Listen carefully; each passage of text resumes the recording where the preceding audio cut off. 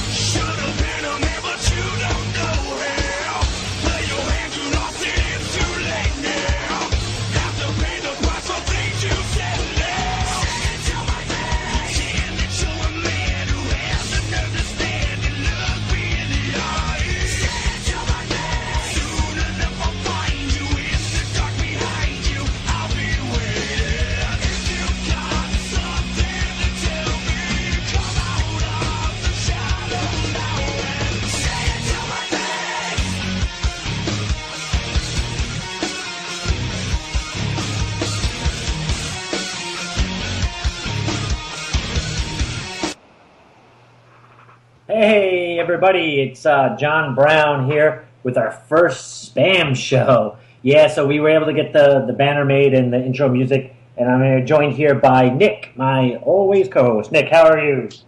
What is going on, everybody? Welcome to sports, politics, and more. We'll be talking about it all. We'll take your questions or comments in the UCY lobby chat or the UCY radio chat. Or you can tweet us. I'm at Nick_Durst, and John is at SI_sports. Thank you for listening to our program this evening. Yeah, we got a busy show. I was able actually to get some of the creative stuff done. We're not completely done yet, but I think we got a really great start. I'm not sure if Andrew in Fresh Meadows is out there, our field reporter / producer who helped us with the sound bit. But if you're out there, Andrew, thanks. Big shout out to you. Thanks for messing with the audio and helping us with the intro and exit music. So, Nick, have you been watching the news today? Of course. And if you're not watching the news nowadays, I'm sure you see the news because probably most people have Twitter. Yeah, I gotta admit, man, before this whole election season, I was really, I wasn't really in the news, but I'm captivated now. That's it. I'm like totally about it. And I got to tell you, this Iran thing that happened today, that, the Wall Street, I think it was the Washington Post actually, that they broke, that there was a bunch of more news on the story, is like such a slap in the face that Obama is literally giving the Iranians $400 million for ransom for hostages, and he's doing it on like the sneak. It's just, it makes me so angry because, this has nothing to do about any particular, politics left or right. It's the idea that he thinks that he's smarter than the American, than the public, and that we're like peasants, and it's more about the global elite and like the underlings, and him just shitting on us. The fact that he gave them $400 million, like, all right, whatever. Oh, I thought it was just a coincidence. Oh yeah, he's paying a debt from the 1970s. Bullshit. My thing is this: why is he paying a debt? We're fucking $23 trillion in debt. Why is he paying back Iran? Fuck them. Yeah, it's just absolutely insane, and I'm getting sick of all these cover-ups. And by the way, if anyone wants to discuss anything with us, once again, you could either type in the chat or tweet us at Nick_Durst at SI_sports, or what we prefer most is give us a call, 1-718-717-8296. That number's at the top of the page as well. And once again, it's 1-718-717-8296. Give us a call, and we'll answer your questions about just about anything. Yeah, so what I think is like the big change that's like, that's changing right now. I feel like right now we're in sort of like such a transition period that these identity politics nonsense that's been going on for, like my entire life, like, basically, if you're black, you're a Democrat. If you're white, you're a Republican, and blah, blah, blah, blah, blah. But in reality, it's bullshit. It's nonsense. And I think like such a great example of that is this whole Khan controversy this week. Did you see any of that, Nick, with the father of the fallen soldier at the DNC? I did not. So it's like another one of these like just bait nonsense things. So at the DNC, Hillary Clinton and her fucking lackeys, they find this family, and their son died in Iraq in 2004, and they're Muslim, and their name is Khan, and the Khan guy goes up there and he gives a speech, and he just rips apart, Trump and how Trump's, and essentially the entire, the crux of the speech is just, oh, hold on, we got a call.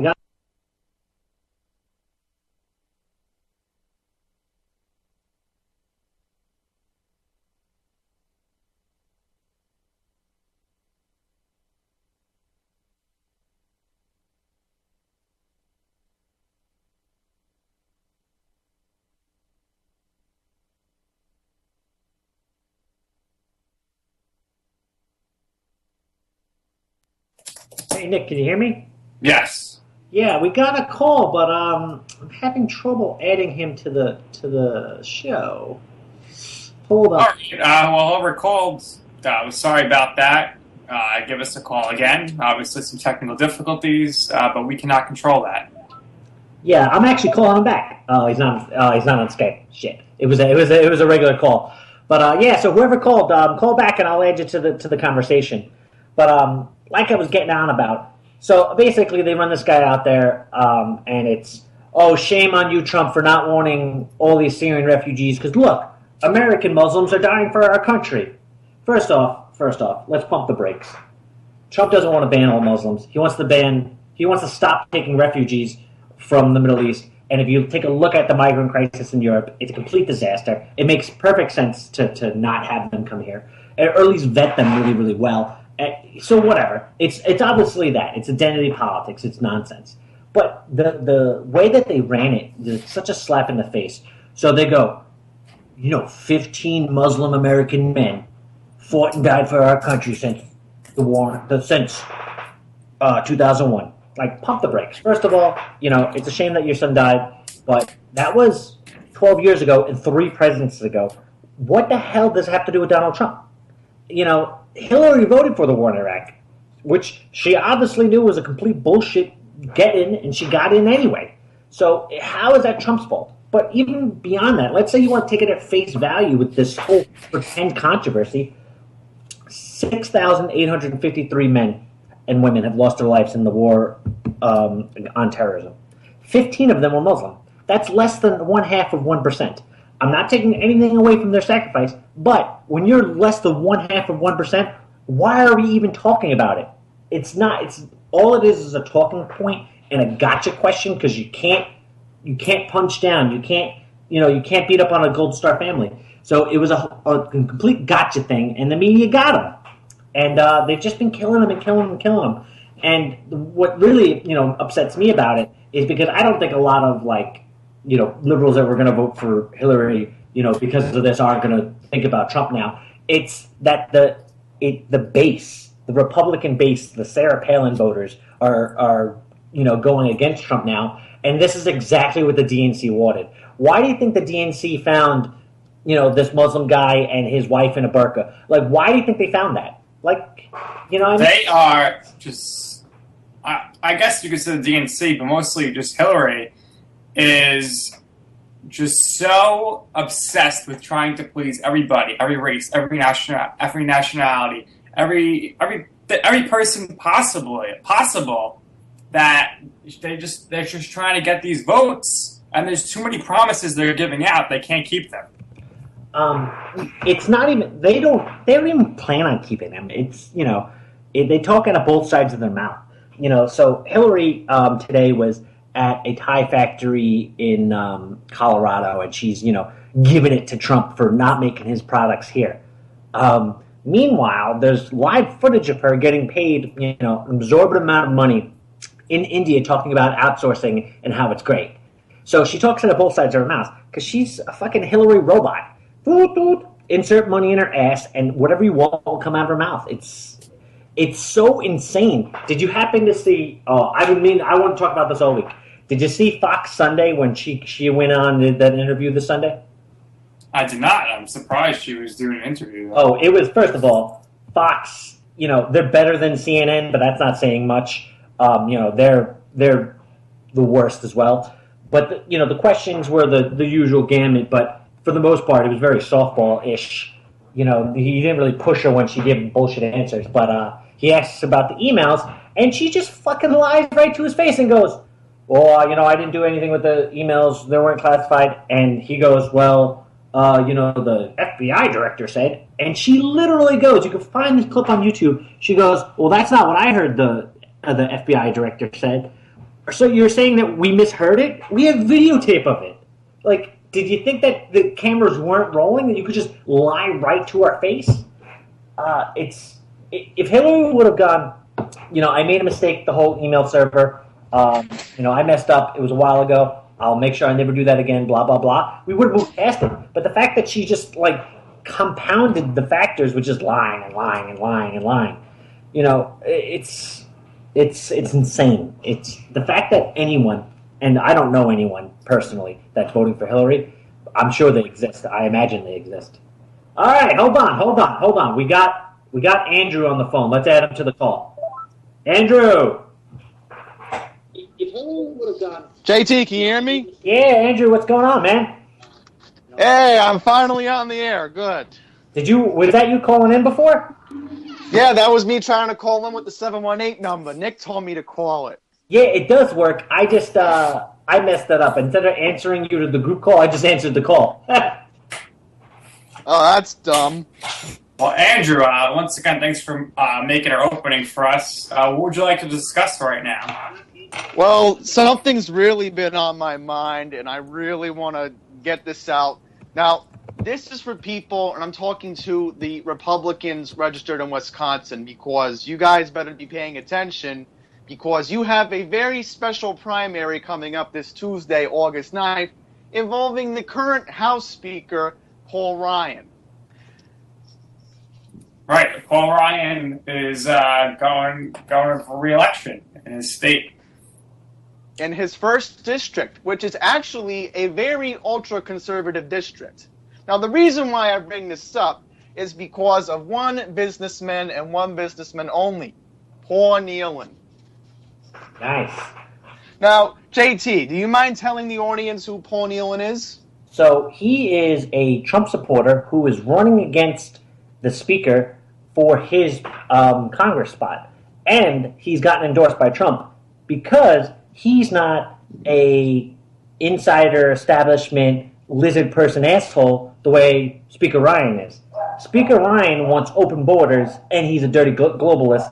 So anytime, and I tell you right now, I really believe this, that Trump is, forcefully taking over the Republican Party, and I think this is like the first one we'll see where Trump is backing somebody as an outsider, and the establishment is backing their guy, Paul Ryan, and we'll really see if the Republican Party is going to evolve or if it's going to stay the same, nonsense party that it's been for the last, 30 years. It's the whole scenario is insane. Paul Ryan, he balks when it comes to endorsing his candidate for president. So, you know what that says to me? That says that Paul Ryan would rather have Hillary Clinton. And what does that tell you about this quote-unquote conservative? Because that's nonsense. You know what I mean? Like, the average American could care less about gay marriage, and they could care less about abortion rights because the Supreme Court has already ruled on those things. Those things are no longer issues. I care about my wallet, I care about my security, and that's essentially it. Well, here's the thing. Most Americans basically care about their wallet. What we saw today was the Trump Taj Mahal is closing due to a union strike. That's a whole topic for another thing I know the other day about unions and how they could be bad or good. What I want to discuss here is the idiots, the absolute ignorant morons, the ignoramuses that are blaming the hotel closing on Donald Trump when Donald Trump does not even own the Trump Taj Mahal. It makes no sense. Wake up, America. Read a paper or something. Stop blaming Donald Trump. Yeah, it's the same thing in identity politics. Hillary Clinton was in Atlantic City about a month ago, just bashing him up. He came here and he made his money and then he left. Yeah, he left in 2009, 7 years ago, because we were in the middle of one of the worst recessions since the Great Depression. And guess what? People don't gamble when they're going through a recession. It was a good time to get out. He got out before the shitstorm. Now it's almost a decade later. The fact that it still has his name is enough for fucking idiots to climb onto it. And then today, I just couldn't help myself. When I saw Trump Taj Mahal trending, I was looking at all the comments on Twitter, the tweets, and all these people saying, "You want this guy to be your president? It makes no sense. You're stupid. I called you all out." Now, John, me and you, we both know that Trump does not own the Taj Mahal. Why don't you educate the audience? Although I have a good idea most people listening to this show do know who owns the Taj Mahal as to who the owner is. The ownership group. The whole thing is just nonsense. It's because John Oliver has done a lot of hit pieces that anything that has his fucking name on it can just be enough to jump all over.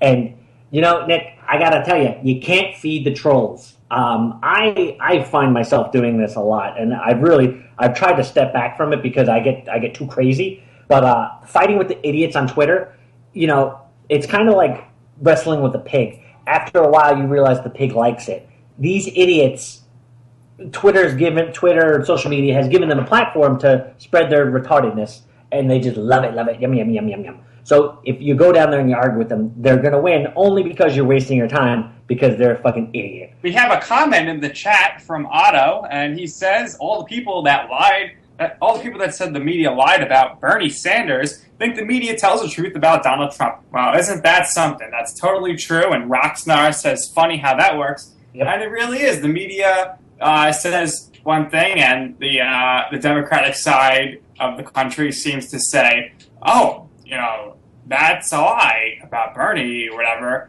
But the media says another thing a minute later about Trump. Oh, that's the truth. That's the truth. And that's absolutely ridiculous. Nick, you said this last week, and I have to agree with you what you said. The Democratic Party is completely rigged. They didn't want to give Bernie Sanders the nomination, so there you go. Let's give a political favor to Hillary and make her the nominee. The idea that you could read the DNC leaks from WikiLeaks, you can read them. They're out there. Everybody can read them.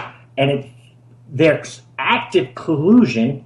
And the DNC has cleaned house, but the media won't even talk about it. So anyway, you see collusion between the media and the DNC at CNN, at Politico, at Clear Politics, at MSNBC, where if they say something negative to Hillary, Schultz is sending them an email and complaining and blah, blah, blah. Where Politico is sending their articles to the DNC to proofread before they even get published.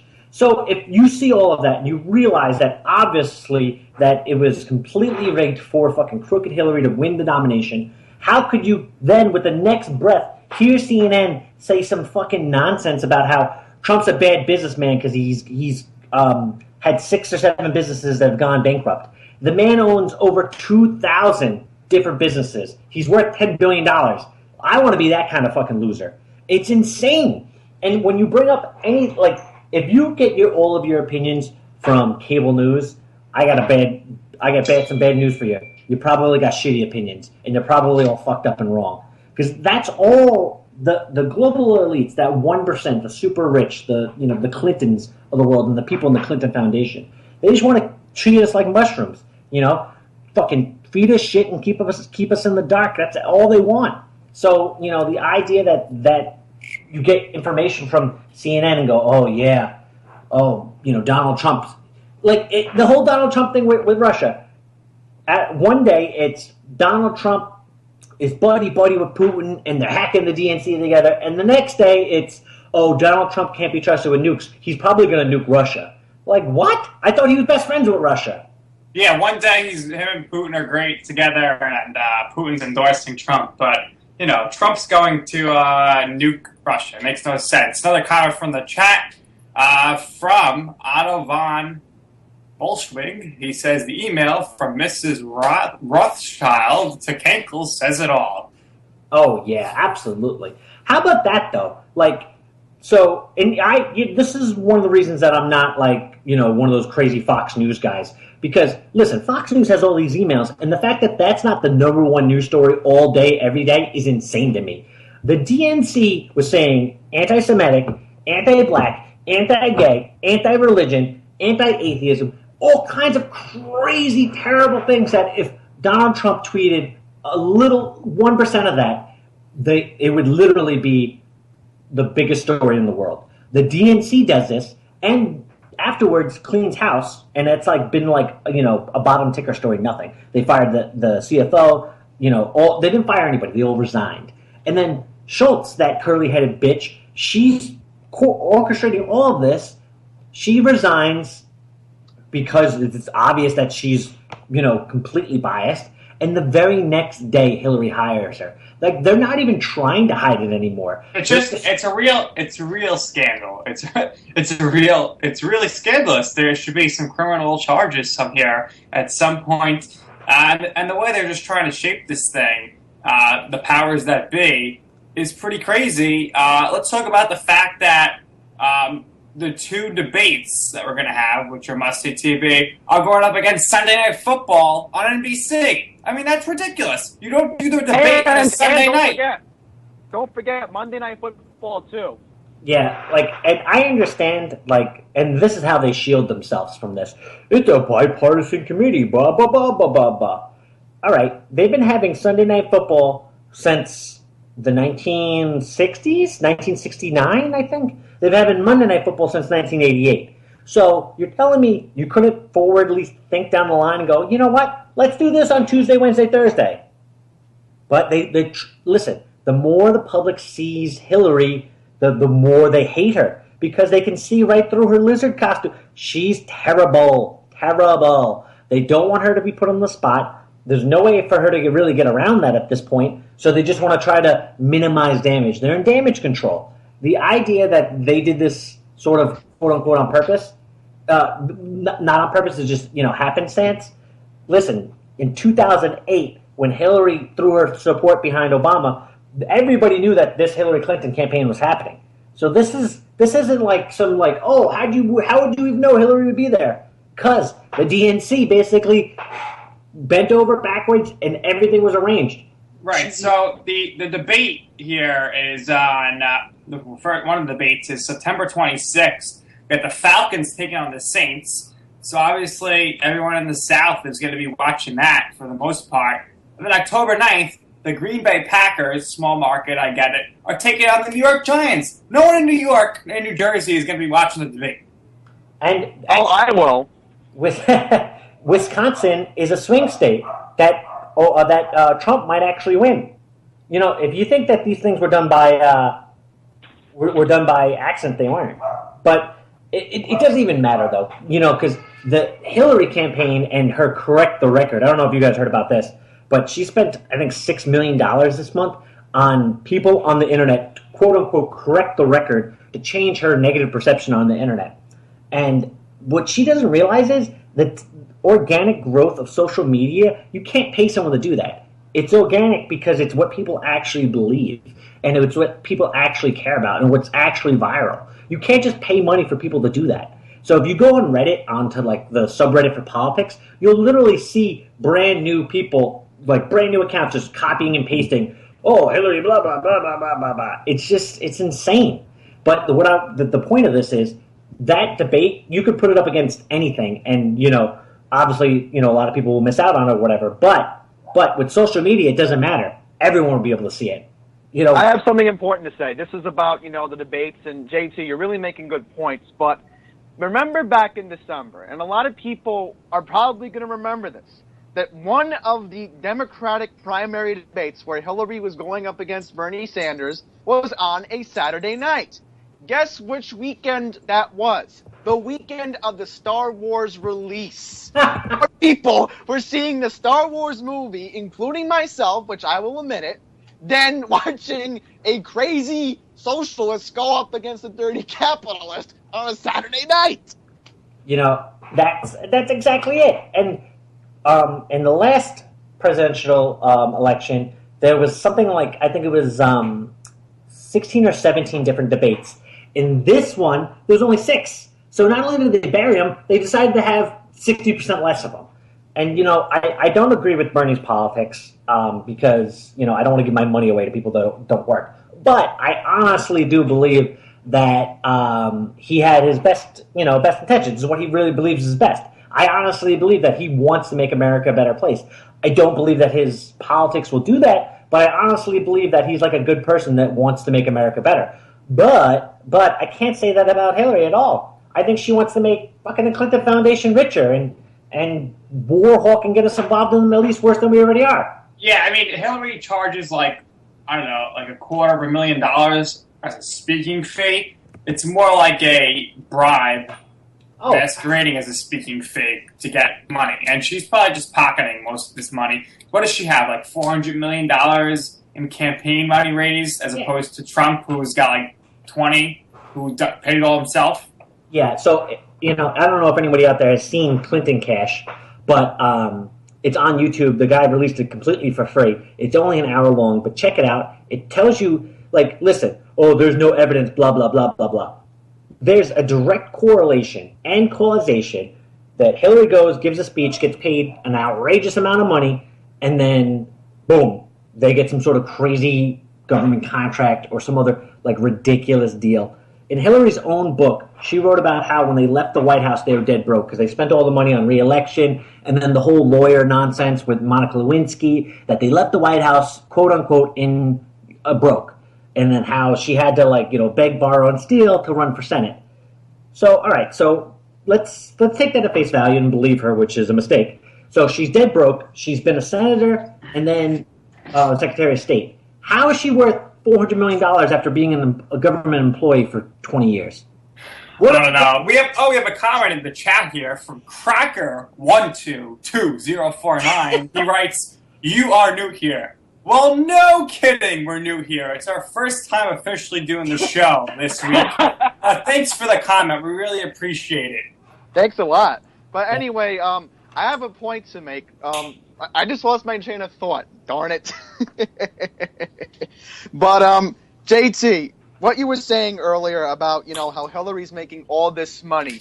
I saw something very interesting, and I think this was on World News with David Muir, and I like David Muir a lot. But anyhow, there was a report that said that, oh wait, never mind, this was Mike Gallagher, sorry. Nick, you can tease me if I'm, you know, making the wrong media statement, but this was actually Mike Gallagher. And basically, Mike Gallagher said that you can pay Hillary an outrageous amount of money to have dinner with her. And at the same time, go see the Broadway hit musical Hamilton. This was Mike Gallagher. I'm correct. I just looked it up. Yeah, she's essentially like a super duper high end escort.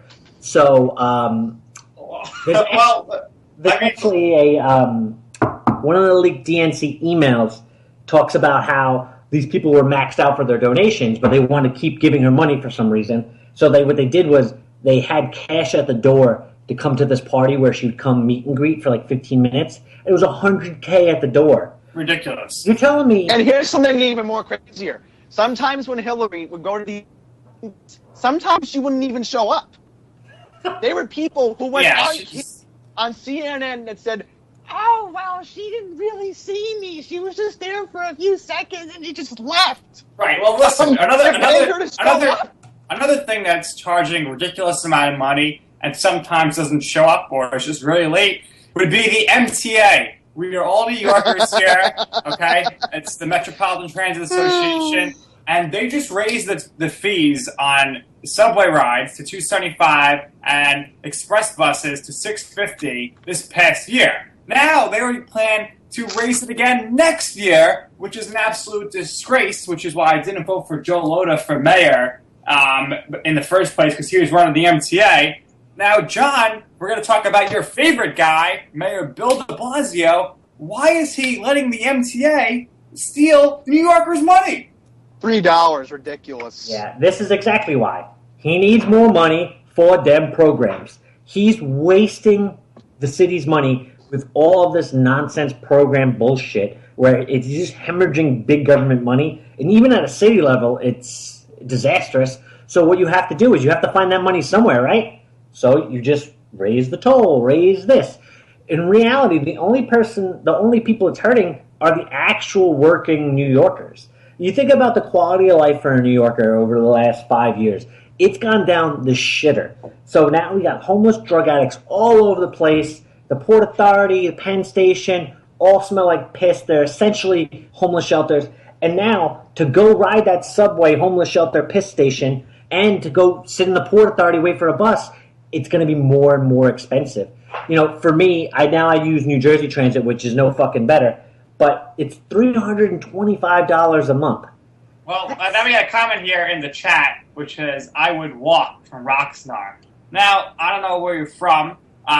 It's really impossible to walk to Manhattan from where we are. The majority of people who work in Manhattan, we live in the outer boroughs of New Jersey. So for me, for instance, I have to drive my car to a bus, and then I have to take a train to get to work. I'm paying $13 a day. I'm paying $65 a week, and then I'm paying around, I don't know, like $300 a month just to get to work and back. It's ridiculous. My job, they say, oh, we'll pay for your transportation or whatever. They only cover $185 a month, and I'm still paying all this money out of pocket. It's ridiculous. I'm paying so much money to get to work, as are so many New Yorkers. And the fact of the matter is that there's no end in sight. They're going to keep raising taxes on tolls, bus rides, subway rides for years and years to come. By 2020, we're going to be paying, at least $10 just to ride the bus once, and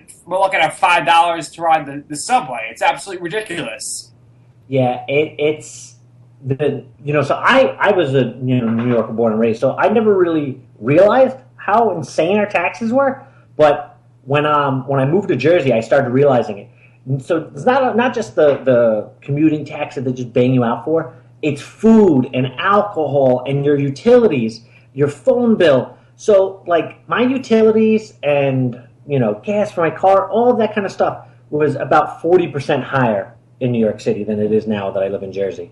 So even with my mortgage payment, out the door, I'm paying less than I did when I was renting. How crazy is that? Like, there's nothing you could do. Well, I want to say something important about the MTA, obviously.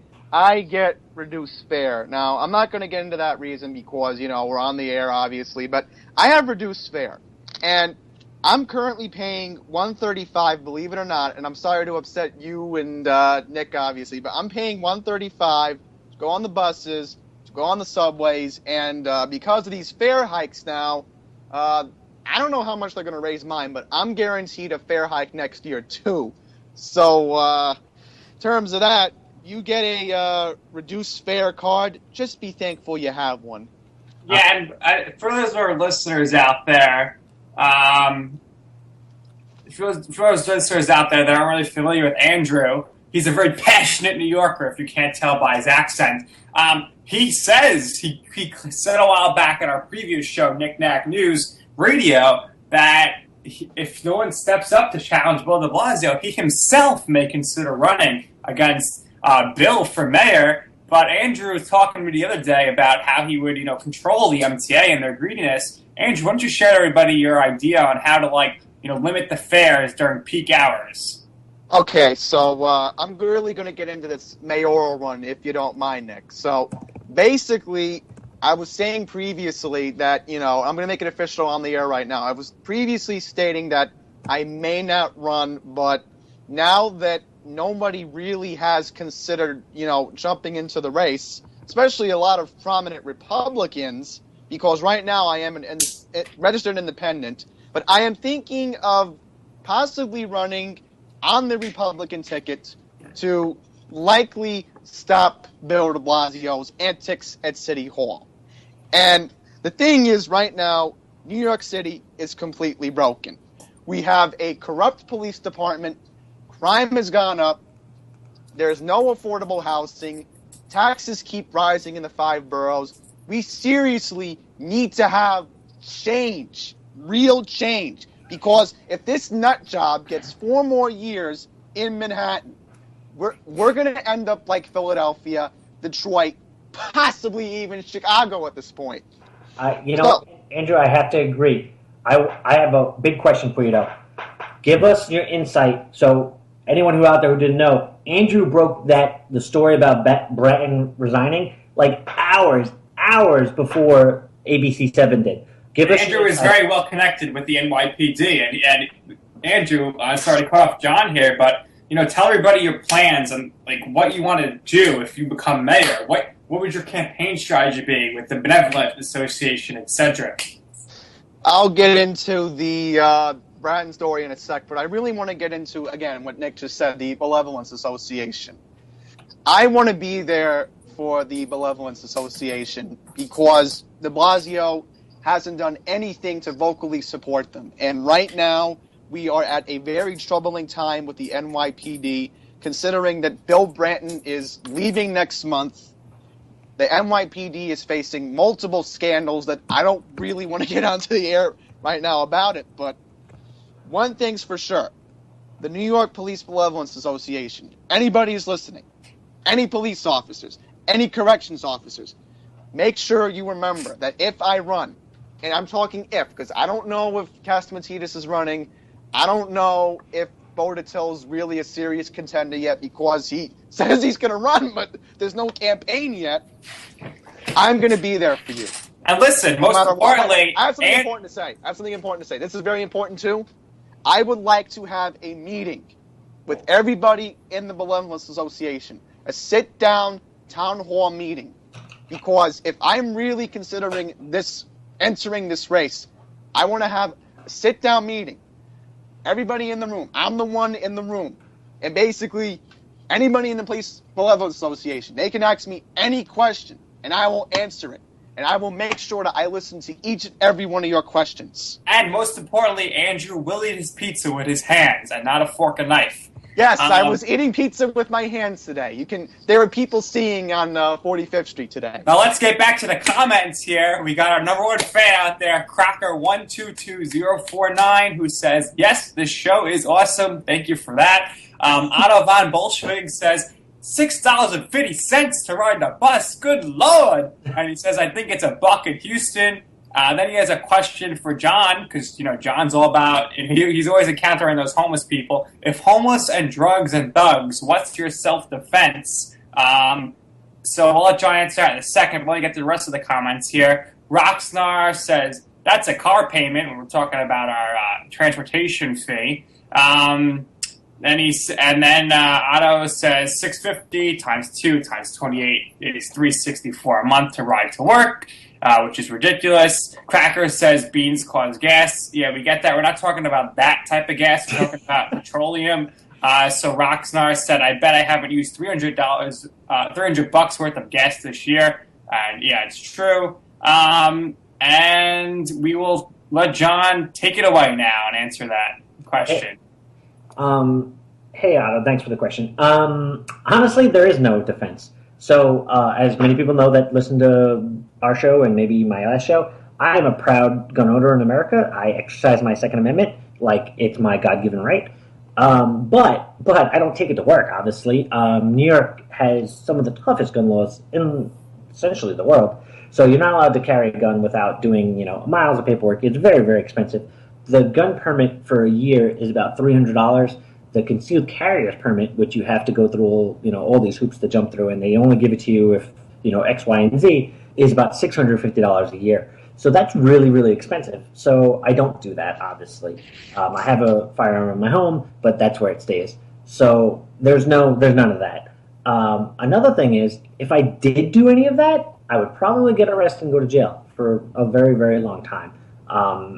The worker, the average person in New York, has literally no power and no allies at this point either. With all the broken window laws that Giuliani had back in the 90s that cleaned up the city, they're all gone now. So the city has really been taken over by heroin. There's been a really bad pill epidemic in Staten Island and Long Island. And the K2 outbreak in Brooklyn, obviously. Absolutely, absolutely. So now they're doing synthetic drugs. They're doing street drugs. The drug epidemic in New York is the worst I've seen it ever in my entire life. And my father says that it's very much Dinkins, New York. If any New Yorkers out there remember Mayor Dinkins, so it's just disorder. If you've seen the movie Warriors, New York is starting to look a lot like Warriors, and it's scary. Yeah, that is definitely true. And listen, we could talk about this stuff all day. We're New Yorkers, but we want to talk to our whole audience. So let's move on here, and let's talk about something else. Obviously, you see our show title name. It is called Spam: Sports, Politics, and More. We're going to be here spamming your radios each week, talking about those topics. And if you want to call in about anything, give us a call, 718-717-8296, or follow us on Twitter at Nick_Durst, at S_sports. And I don't know how the audience is going to react to this right now, but who cares? It's our show, and it's in the title, so you should expect it. We got to talk a little sports here. Monday afternoon, 4 p.m. was the trade deadline. John, what's your take on what went down? So I'll handle both the New York teams. You could probably round out the rest. So the Yankees sold the farm for all the old men. They gave up on the season. Good for them. They weren't going anywhere anyway. And you know what? Older guys deserve a chance to try to make another playoff run. Like it. I like it. The Mets. The Jay Bruce deal. Love it. I think Herrera's too small to play in the majors. He's probably not ready yet. He might be a star one day. Who knows? But you'll never really know. We got the NL leader in RBIs for an unproven AAA guy. You can't beat that. So I'm very happy with that deal. Now the Bastardo for John Neese deal is a head scratcher for me because John Neese has a crazy high ERA and he burned a bunch of bridges on the way out of town because we traded him in the offseason just to trade back for him. But from what I've read on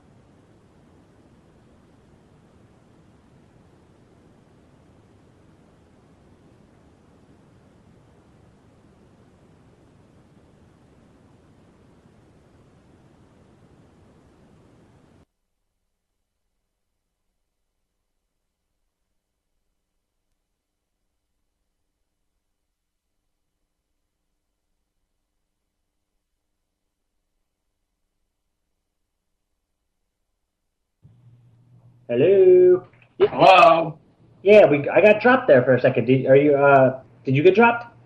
Yep, Skype working again. Skype's not cooperating with us. So as you were saying, yeah, John Neese, he's simply the worst. He's just a terrible pitcher. The Pirates are shocked that he's pitching to a 5 ERA and just awful. He got booed last night, and he gave up a home run. He sucked. Going back to the Jay Bruce trade, if they traded Nimmo, it would have been terrible. But they traded Dilson Herrera, which is fine. But what I'm wondering is, why did they let the NL MVP, Daniel Murphy, go to the Nationals? Because they had to hold this spot for Herrera, who's now at the Reds. It doesn't make any sense. We said it so many times in our show. Murphy could have been here playing second, first, and third. Could you imagine him and Cespedes in the middle of the order? Oh, yeah, I can. It was great. He got us to the World Series. Yeah. And my thing is this. You knew Neil Walker was an expiring contract, so you're not going to re-sign him because they don't do that. Murphy didn't get a boatload of money. He got paid, but not anything crazy. You're obviously not that in love with Herrera because you just sold his ass down the river. So my thing is this: what's the plan here? And it's just there is no plan. The plan is don't spend money. That's essentially the plan. And I feel like I'm in like a never-ending loop, like Groundhog's Day. Because even though we made the World Series last year, which was phenomenal, I feel like it's 2007 again. And yeah, it's really, I think we're going into a bad period here. The Mets, they weren't a playoff team without Bruce. I don't think Bruce is making too much of a difference. let's talk about the Yankees real quick. They were sellers. They sold us some pieces. They got some top prospects. And then the Rangers, they picked up Lucroy and they picked up Beltran. So who knows? Maybe they could be favored here going forward. I'm not really sure.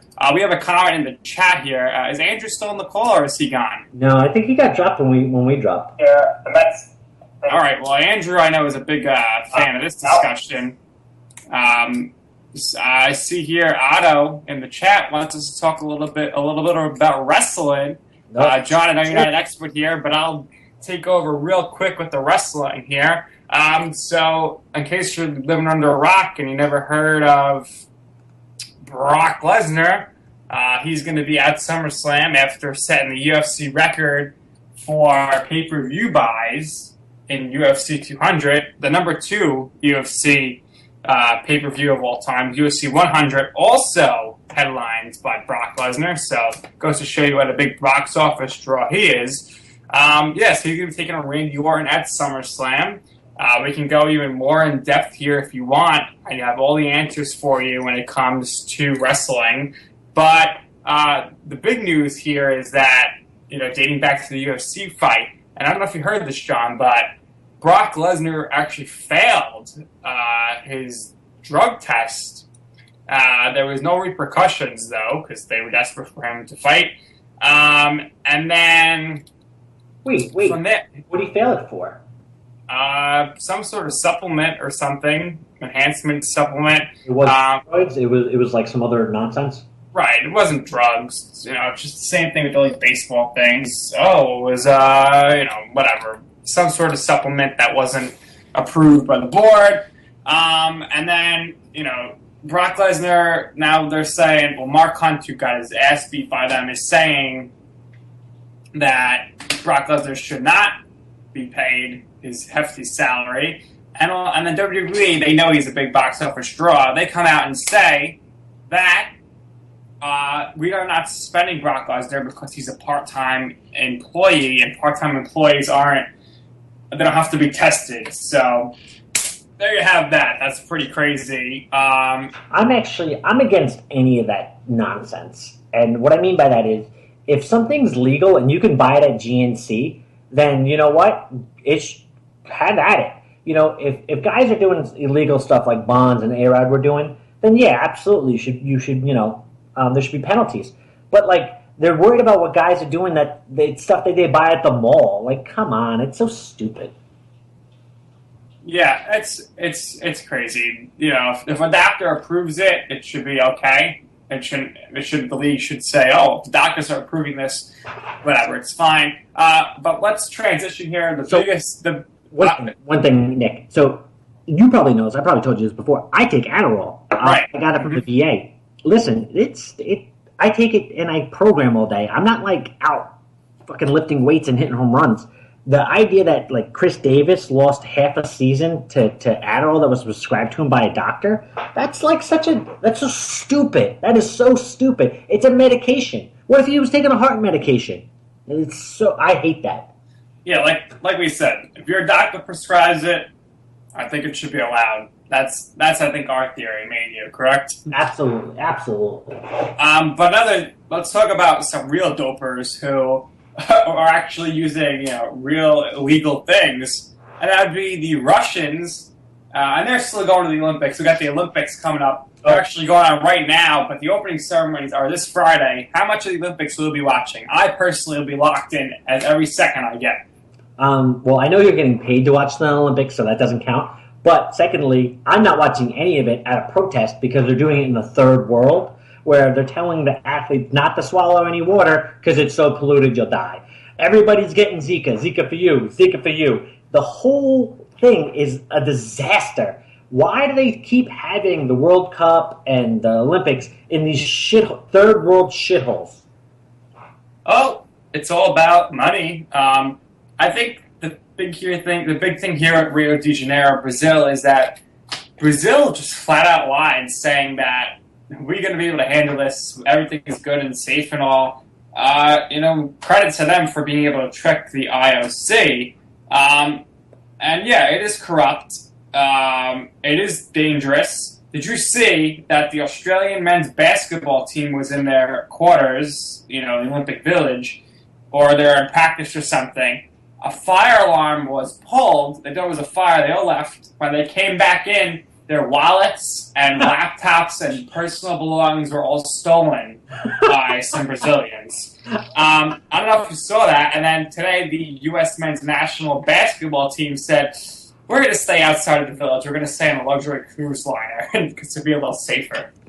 Jesus Christ. Like, my thing is this. You shouldn't be listening to the Brazilian government, which is like, way crazy corrupt and all jacked up, that they're going to clean their act up for the Olympics. You should only go to places that don't need to clean anything up, that are already all right. And the problem with struggling economies that do this kind of stuff, it kind of ruins the economy. If you look at what happened in Greece, they spent all this money and they borrowed and borrowed and borrowed to build up all this stuff for the Olympics. And then, they lied to the public and said, this will bring more business. Bono can come play here, blah, blah, blah, blah, blah. But now, after the Olympics, they're all just, going into ruin. You could actually look online. There's pictures of it in multiple different locations. Greece is just the one that I happen to know about, that these countries borrow, beg, and steal, build these gigantic Olympics things. The Olympics happen, everyone goes, yay! And then after the Olympics goes somewhere else, 4 years later, they're literally just... Right. And, some of these Olympic things could be repurposed. Unlike FIFA, where you're building these huge stadiums, they're used twice, and it's just done. What a waste of $1 billion. But the Olympics should really just be in first world countries, or like the London Olympics. I thought they were pretty successful. Why is that? Well, a lot of the facilities have been repurposed. A lot of the facilities are already intact. So if you do Olympics in like these major places, like take the United States for example. If we did an Olympics in the United States, for the most part, in a particular area, Los Angeles, New York, New Jersey, whatever, or Boston, that was supposed to be in Boston, but they dropped out. You have all these sports stadiums already built. You don't have to build anything. Absolutely. And you have a GDP that makes money so that you can repurpose these stadiums. We, as American people, we can bitch and complain about our economy, but in the end, we still have disposable income, so we can go to a soccer game or go to a U2 concert or some other shit.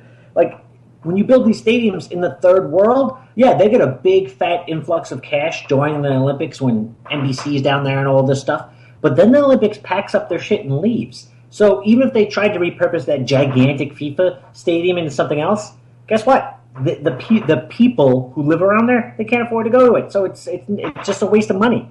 I tell you right now, though, the Qatar is hosting the next World Cup. Yeah, that's going to be a nightmare of a different kind because Brazil is like pollution and petty crime and that kind of stuff. Qatar is going to be a real issue, especially because the entire world has female athletes. And females are supposed to be wearing burqas and stuff. So that's that's a second nightmare. Yeah, and the first thing that's wrong with that FIFA tournament being there is it's kind of hard to play soccer in 120-degree weather. So right there, they should have been eliminated. But obviously, we know how corrupt that was. And Sepp Blatter, he dropped out. He got fired. If Sepp Blatter was American, I think him and Hillary would be a pretty good running mate.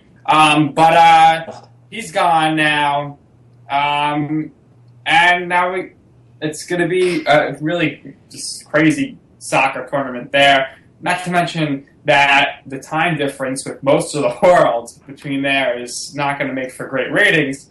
The good thing about this Brazilian Olympics here is it's only about a 3-hour time difference, so everything should be pretty well with prime time between Europe and America.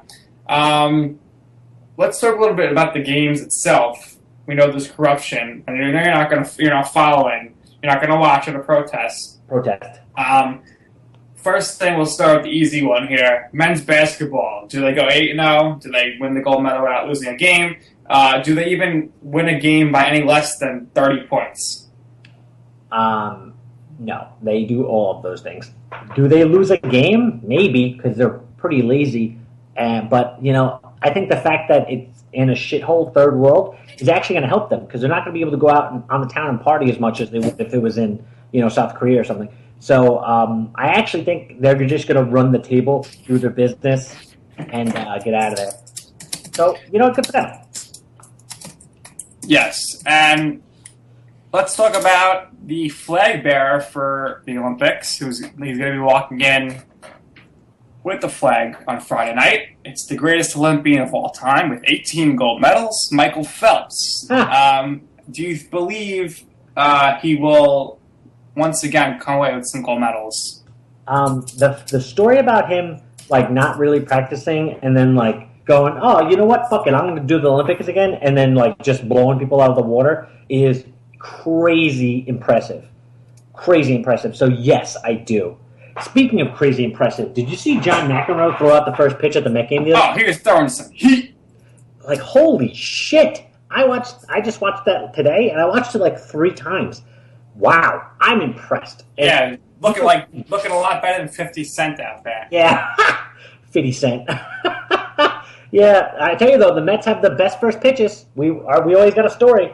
Absolutely. Another sport here. We got USA women's soccer, the defending Olympic gold medalist champs and the World Cup champs. They actually played today. The Olympics did start today. They won 2-0 over New Zealand. What do you see for them? Yeah, they're really good. I actually watched the Women's World Cup. So my mother-in-law is a female basketball coach, and she's crazy about women's sports, so I ended up watching a lot of that stuff when I'm over there. But I really actually enjoyed it. The women's soccer is actually pretty enjoyable. I know that we have Alex Morgan, and Hope Solo. The other one retired, I know, Wambach. But here's the thing. I can name 4 players on our female team. Our female team is actually really popular and very good. I'm not a soccer guy unless I'm gambling on it. So I won't watch any soccer. I'm just not going to lie. Here's something crazy here. The United States men's soccer team has never qualified for an Olympics. For some reason, the USOC only wants amateurs competing or not amateurs, 21 and under for soccer. Well, no kidding, you're not going to make it to the Olympics at 21 and under when you got the rest of the world. It's not a fair playing field. So let's send our professionals there. We could actually make the Olympics. And then the last team, which is definitely favored to win it all. They won it all in 2012. We got 2 returning people, the all-around winner in the event, and another silver medalist. We have the U.S. women's gymnastics team. Gabby Douglas is back. Ally Reason's back. We also got Laura Hernandez, Madison Kochian, and the Simone Biles. Have you heard at all about Simone Biles? No. Okay, well, this is what the headline is to go with her. To call her the Michael Jordan of her sport is an understatement. She is the greatest gymnast of all time. She's won every event in the past 4 years easily. So, USA gymnastics women, I think they'll be taking home the gold once again and showing the all-around event Simone Biles as well. Yeah. What's her face? I follow the girl from the last Olympics on Twitter. The one. Gabby Douglas? No, the one that was not satisfied about getting. Oh yeah. Michaela Maroney or something like that. Yeah, she's actually a really funny follow on Twitter, but she's retired, I think. So I don't think she does gymnastics anymore. From what I've seen, gymnastics kind of messes girls' bodies up. So that's why it's very rare that Gabby Douglas and Ally Reason are coming back. Usually after the age of 17, they can't compete anymore. But the music's about to hit, so we want to thank everybody for listening to our program. It's Sports, Politics, and